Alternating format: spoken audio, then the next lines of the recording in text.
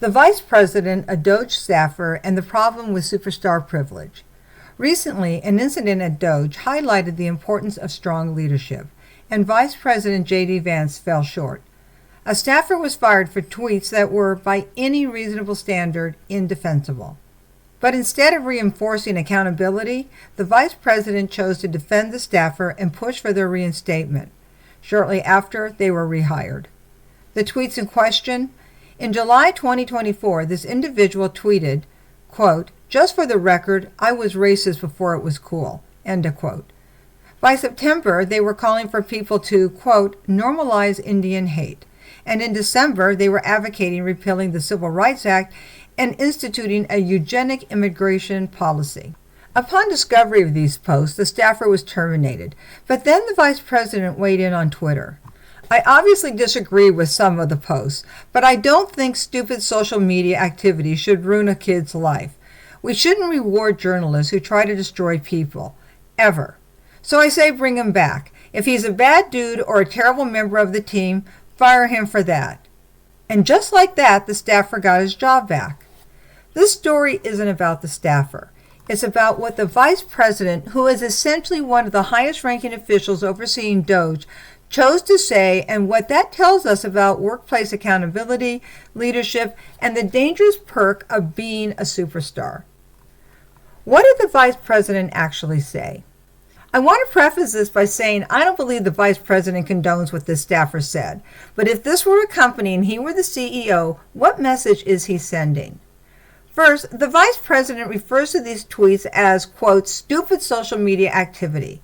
That downplays the reality of what was said. A tweet like, quote, "I was racist before it was cool," end of quote, isn't just some flippant joke. It's a deliberate declaration. If someone says that publicly, the logical assumption is that they mean it. Then there's the part about not rewarding journalists who, quote, "try to destroy people," end of quote. But who really did the destroying here? The journalists who uncovered the tweets or the staffer who chose to post them, including some of the most egregious ones just within the last couple of months?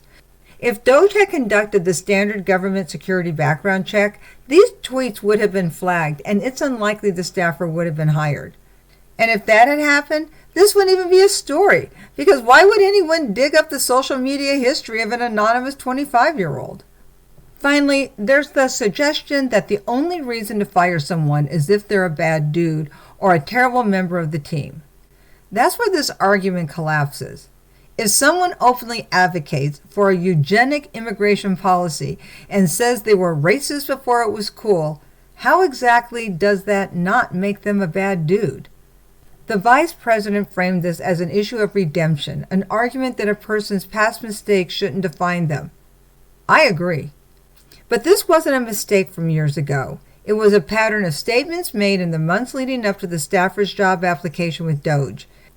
Had they undergone a standard government background check, these tweets would have been flagged, and they likely wouldn't have been hired at all. Instead of addressing that reality, Vice President Vance chose to minimize it. And in doing so, he sent a message that leadership isn't about accountability, it's about protecting the people you like. The extra perk for superstars. There is a workplace phenomenon known as the superstar perk. It's the idea that if you're good enough at your job, the rules don't apply to you. The logic goes like this. If you're a top performer, you get the bigger office, the higher salary, and the added bonus of being able to say and do whatever you want without consequences. That seems to be what the Vice President is advocating here. If this staffer is good at their job, what's the problem? Here's the problem. That kind of thinking doesn't just excuse bad behavior, it enables it. It creates a workplace where certain people believe they're untouchable, and that never ends well. Eventually, even the most protected superstars become liabilities. They don't get fired for poor performance, they get fired because their behavior becomes too toxic to ignore. But is this DOGE staffer one of those monsters? No. In fact, I actually feel bad for them.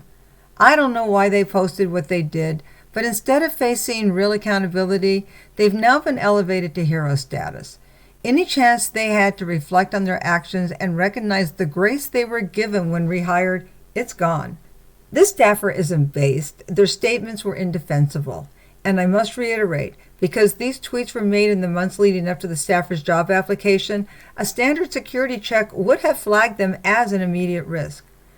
DOGE should have never hired this person in the first place. The offensive tweets weren't hard to find. They weren't deep in the archives of the internet waiting to be uncovered. They were recent. If an employer hires someone who loudly proclaims their racism, that employer is going to have a hard time defending itself when workplace problems inevitably arise. And if an investigation were ever launched into the staffer's conduct, the first question an attorney would ask is, why did you hire someone who publicly said they were racist before it was cool? Leadership means drawing the line. Vice President Vance had an opportunity to model what accountability looks like. He could have said, this person's words were unacceptable. DOGE should have vetted them better. Their reinstatement should have come with a public acknowledgement of harm caused. Instead, he framed this as an attack by the media, an overreaction, and a case of, let's just see how he does. That's not leadership. Leadership is recognizing that the job of a public servant is to serve all of the public. And if you publicly say, I was a racist before it was cool, you are telling a large portion of the public that they don't matter. Good leaders don't defend that. They fix it.